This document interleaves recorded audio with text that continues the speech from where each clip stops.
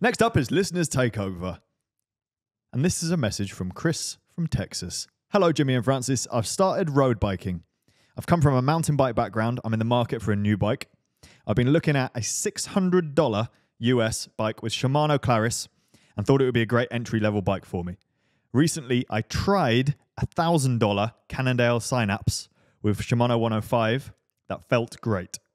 Should I start with a cheaper bike, get comfortable on a road bike, and then upgrade, or should I just buy the Synapse now and go from there?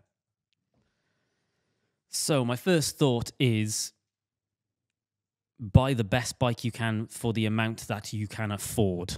Mm-hmm. But I'm also the kind of person which likes to try lots of new things. And as a result of trying lots of new things, I end up wasting lots of money. Is this like Nick with his paddleboard? Nick Harnett, not Nick Vieri.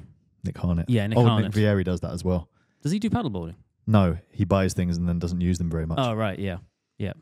So it depends. If you're the kind of person, Chris from Texas, if you're the kind of person which likes to try lots of things and then ends up quitting after like a month or two, save your money, buy the cheapest one possible. Mm-hmm. However, if you're the kind of person which is likely to commit to it because you've got some mates that are already riding road bikes, or you know you're going to commute on it, get the best you can afford. Get the best bike with the budget that you have. I agree. Perhaps for a different reason. I think if you buy the Synapse and you decide you don't like cycling and you want to get rid of it, you'll have an easier job selling a slightly more expensive bike. Yep. Whereas the entry-level one, it's like, and you probably end up selling it for really not that much money. The other thing is that you're gonna have a nicer time. Like the difference between £600 bike or $600 bike and $1,000 bike is going to be pretty big. Depends where you buy it from. It's that diminishing returns. Yeah, true. Assuming they're both bought from the same place. Yep. The difference there is going to be massive. Like it's diminishing returns when you get over £2,000 for sure. But at this price point, the gains that you're going to make spending that $400 more, $400 more is going to be massive. You're going to have a really nice time on that bike. It's going to fit great because Cannondale Synapse has great geometry.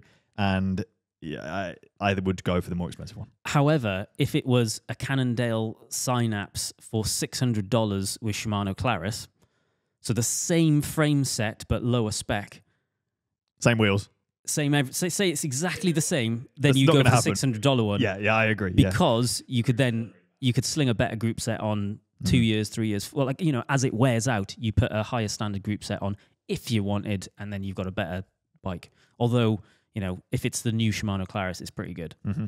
If we're looking around this price range, though, upgrading a group set, and if you were paying someone to do it, it's quite a big percentage of the bike you're spending again, and just on labour. And it doesn't make much difference. Nah, it doesn't make that much difference. So, I mean, yeah, it depends. He hasn't told us what the original bike was, but as a guess, £1,000 one would be pretty sick. If you can afford it, and you're going to stick to it. Yes. Even if you're not going to stick to it and you can sell it. Do you know what? That is actually a really good point, because I would never think about it like that. But yeah, the resale value of a slightly more expensive thing. It's higher risk in a sense of, if it's more expensive, you potentially lose more money. However, if you've got an unbranded $600 bike versus a Cannondale Synapse for $1,000, that is probably going to sell better than just like a Walmart bike, a $600 Walmart bike. Yeah. Yeah. It's branded. It's got a brand name. Good point, Francis. Thank you.